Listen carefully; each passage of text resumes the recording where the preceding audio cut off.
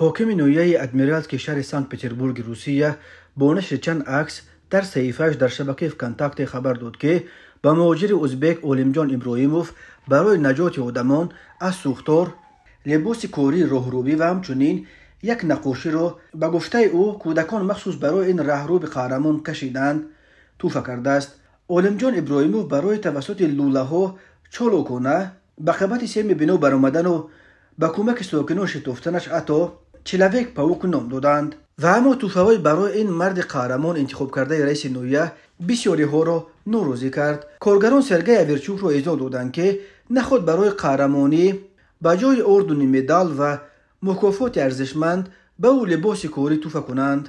همین طرف چندین نفر خطاب به رئیس نویه نوشتند سرگی شما خودتون از توفه‌های کردن این چیزها شرمتون ناومد؟ شرم باید دارید. لباس کوری رو به این هم باید بدهند. توفه کردن نقاشی به آدمی که یک معاش ناچیز میگیرد مثل بر رویش توف کردن است. ساعت 6:30 صبح 25 اپریل سال 2024 در سانت پتربورگ راهرو بزاده ازبکستان اولمجان ابراهیموف با لوله ها به خبر سیم بینو برآمده چند نفر را از منزلی که آتش گرفته بود بیرون آورد و نجات داد.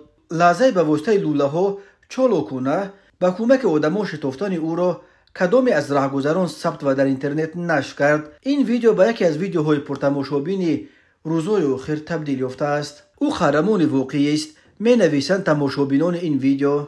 اولمجان در صحبت با نشریه کامسomolskaya pravda سانت پتربورگ جریان حادثه را چنین نقل کرد: ساعت 6 صبح بود و من تازه به کار آمده بودم.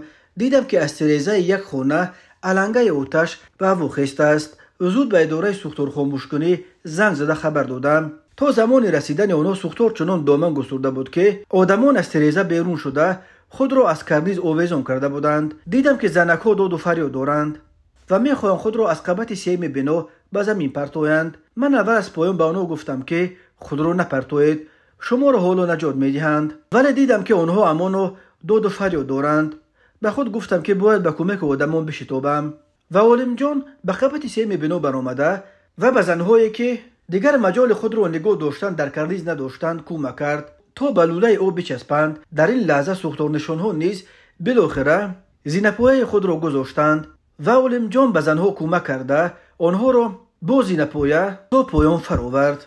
اولمجان 48 سال داشته 7 سال قبل بعد به نفقه برآمدن از ازبکستان به پتربورگ کوچید و همراه زن و دخترش در یک بریگاد در خدمات منزلی و کمونالی نویه ادمیرالز که کار میکند. اولمجان ابراهیموف چست و چالاکی را که هنگام نجات آدمان نشان داد نتیجه سالهای خدمت در ارتش ازبکستان خوانده است.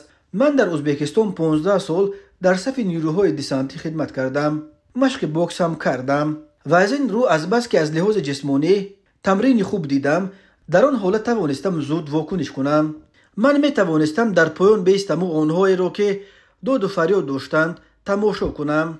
همه ما انسانیم، باید به یکدیگر یاری برسانیم. اولمجان ابراهیموف سال گذشته نیز یک زن را هنگام سوختار در کوچه ویریسکایا نجات داده بود. برای آن کارنمایی او را با افتخارنامه قدردانی کرده بودند. کمک کردن به یکدیگر قرض انسانی ماست. خداوند همه این را می‌بیند. میگوید این را رو به خاکسار از فرخانه.